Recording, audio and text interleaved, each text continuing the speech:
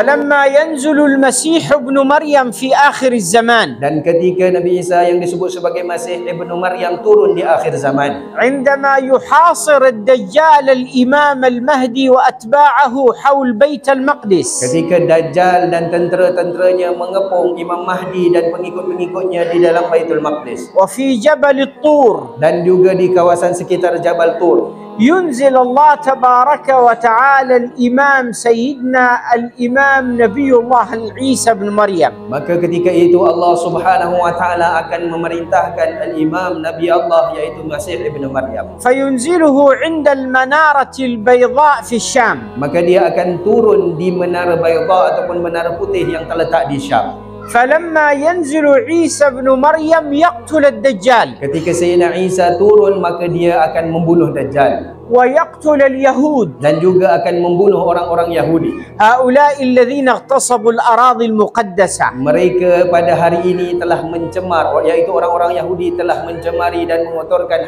tanah suci. يقتلون في آخر الزمان ولا يبقى يهودي على وجه الأرض. Maka pada akhir zaman mereka akan diperangi sehingga tidak akan tinggal seorang pun orang Yahudi di atas muka bumi. ويكسر المسيح الصليب. Dan kemudian Sayyidina Isa akan menghancurkan salib ويقتل الخنزير dan akan membunuh khinzir. ولا يقبل الجزية. Dan bagi ketika itu baginda sallallahu alaihi wasallam tidak akan menerima jizyah, yaitu cukai daripada orang-orang kafir. إما أن يشهدوا أن لا إله إلا الله وأن محمدا عبده ورسوله أو يقتل. Pilihan yang ada pada ketika itu sama ada mereka yaitu umat manusia mengucapkan asyhadu an la ilaha illallah wa anna muhammadar rasulullah ataupun mereka diperangi atau dibunuh. فالذين يعثون فسادا في تلك الأراضي المقدسة سيحين حينها قتلهم وتشريدهم وتمريدهم. Dan mereka yaitu orang-orang Yahudi yang telah mencemari dan mengotorkan tanah suci yaitu Baitul Maqdis pada hari ini, akan tiba suatu masa mereka akan diperangi sehingga tidak akan tersisa seorang pun di atas muka bumi. ثم أن عيسى بن مريم رضي الله تعالى عنه وأرضاه يمكث في الأرض 40 سنة. Kemudian Sayyidina Isa Ibnu Maryam akan menetap di atas muka bumi ini selama 40 tahun. يحكم ويأمر ويقضي بشريعة سيدنا رسول الله. Sayyidina Isa akan memerintah dan memerintah umat manusia di bawah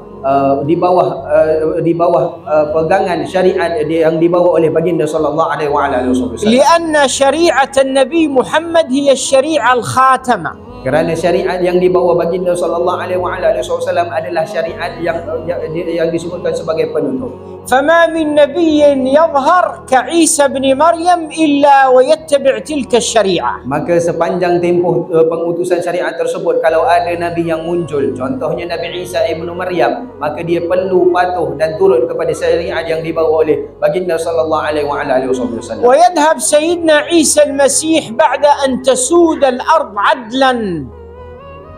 Dan kemudian setelah Sayyidina Isa menyebarkan dan membawa keadilan tersebar ke seluruh dunia, وبعد أن يأمن dan الناس setelah manusia hidup dengan aman damai, حتى جاء في الحديث عنه صلى الله عليه وسلم dan keadaan ketika itu telah digambarkan di dalam hadis Nabi sallallahu alaihi wasallam. يخبرنا النبي صلى الله عليه وسلم أن في تلك المرحلة ينزع الله السم من كل ذي سم.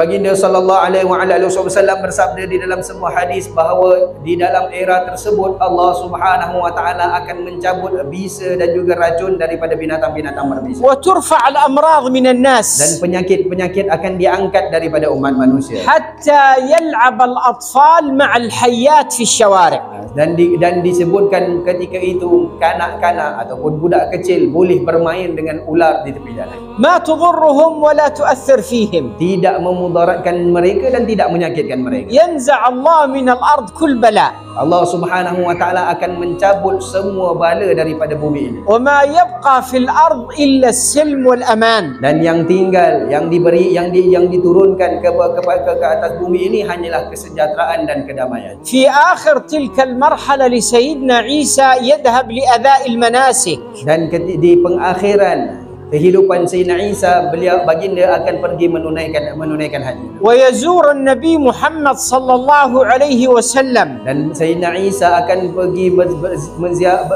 berziarah Nabi Muhammad sallallahu alaihi wasallam. ويقف عند قبر النبي صلى الله عليه وآله وسلم. Dan kemudian baginda akan berdiri di hadapan makam Nabi Muhammad sallallahu alaihi wasallam. ويسلم على رسول الله. Dan kemudian baginda memberi salam kepada Rasulullah. يقول السلام عليك يا رسول الله محمد. Kemudian dengan berkata assalamu alayka ya Rasulullah Muhammad. قال النبي صلى الله عليه وسلم. Baginda sallallahu alaihi wasallam bersabda, فأرد عليه السلام. dan ketika itu aku akan menjawab salam. يقول له النبي Dan baginda akan berkata بصوت يسمعه المسيح. dengan suara yang dapat didengari oleh Al-Masih, المسيح سيدنا عيسى. yaitu Sayyidina Isa, ومن هم معه dan mereka yang bersama dengan Sayyidina Isa يسمعون صوت النبي وهو يرد على عيسى السلام ويقول وعليك السلام ورحمة الله وبركاته. mereka yang ada di sana semuanya akan mendengar suara jawaban daripada baginda sallallahu alaihi wasallam,